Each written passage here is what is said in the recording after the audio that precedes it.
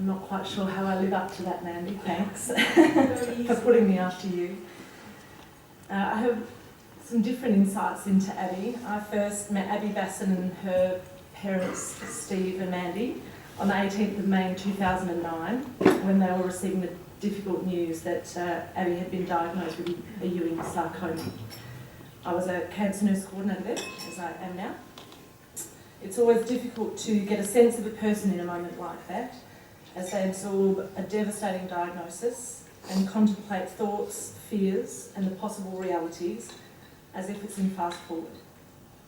But the initial impression I got of Abby that afternoon proved to be a lasting one, that of a poised young woman who, whilst accepting whatever lay ahead, was determined to do things her way.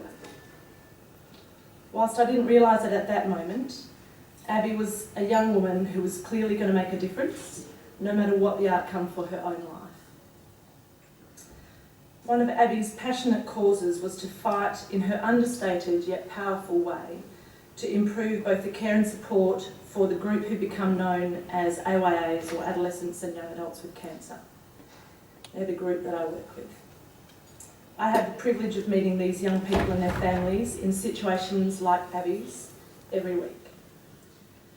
As I came to know Abby and understand what she needed from me and from an AYA support service, she taught me much about the challenges for this vulnerable group of young people. She spoke of the challenge of being the sole young person in an oncology waiting room full of 60-plus-year-olds. The discomfort of people looking at her with pity and telling her she was so brave. The sadness and disappointment at various friends' reactions, some of them finding themselves unable to support her or even to keep in contact in the face of her illness. These and other challenges are the stories that myself and my fabulous AYA colleagues who are here tonight hear every day. Young people's isolation, their desire to be included in their treatment planning and decisions, and thankfully we have a fabulous sarcoma team who facilitate that.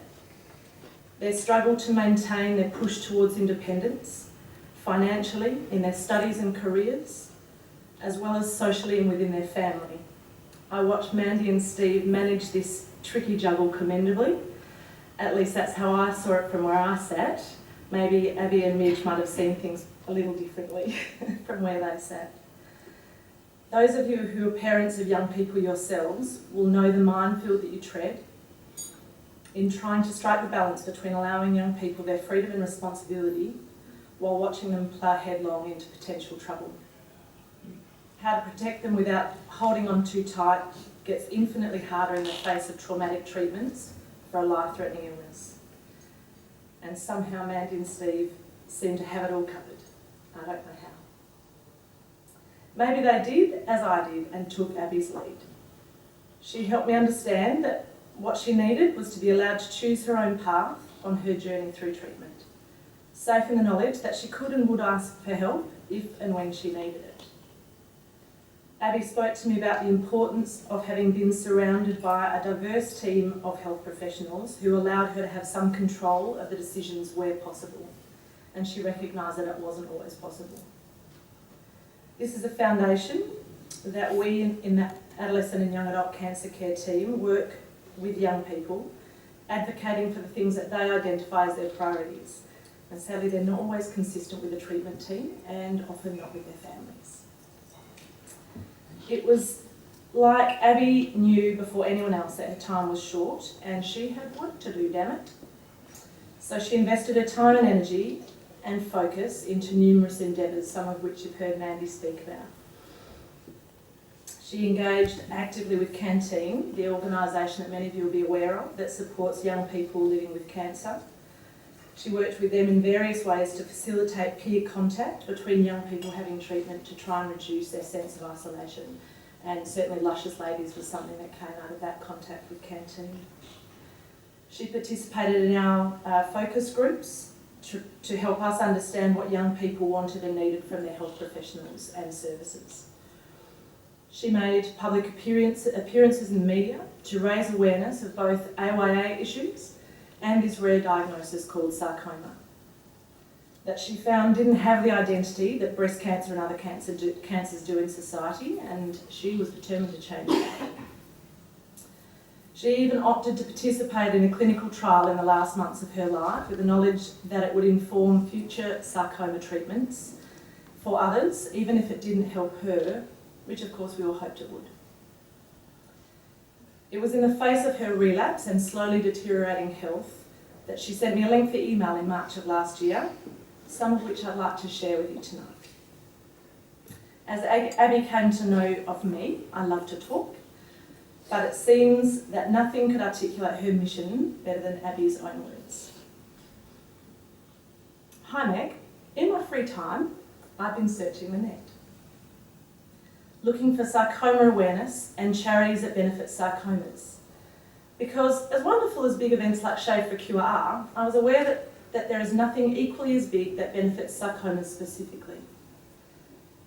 If there isn't already a charity in Perth, I would really like to try to start my own charity to improve sarcoma awareness and raise funds for sarcoma research in WA. I'd really like to try and make a difference.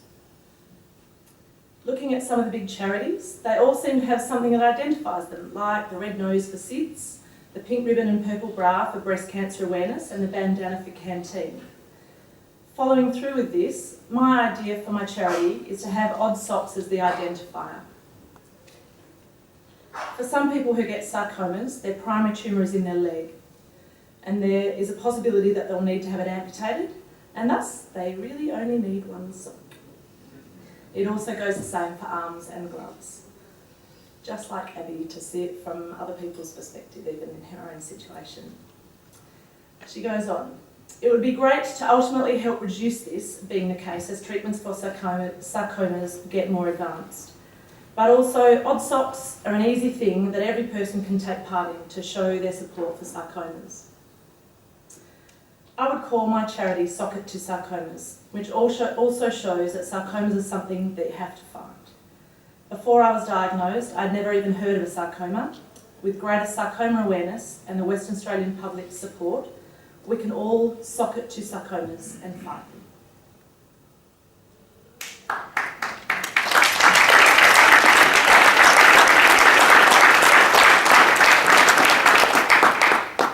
And now here we are, 19 months later, after that email. The success of Sock It to Sarcoma is pretty evident. Clearly, Abby chose her family well. She knew that they were people who'd get the job done. And here we are, all socking it in style tonight as a result, and with fundraising events, City to Surf and Ride to Cure SITS teams, and most importantly, a sarcoma research scholarship already under their belt. Mandy's tireless passion is infectious. Trust me, it has buoyed me every time she and I meet in Abby's office that Peter mentioned earlier is the Dome in Hampton Road. Steve and Midge, with the formidable Mandy leading the charge, have taken up Abby's baton and helped realise her legacy.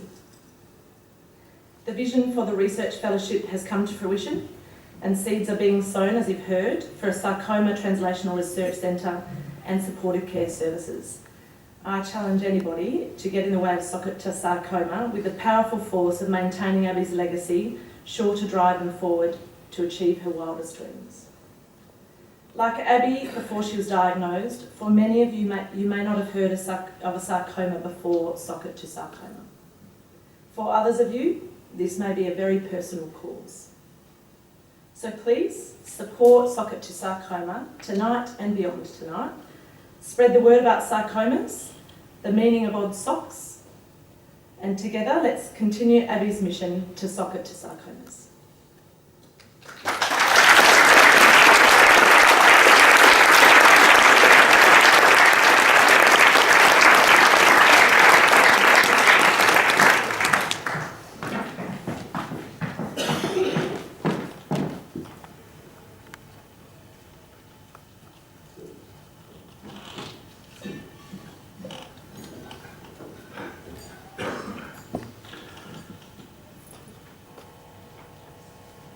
Okay, ladies and gentlemen, we've got an AV little presentation that's going to happen right now.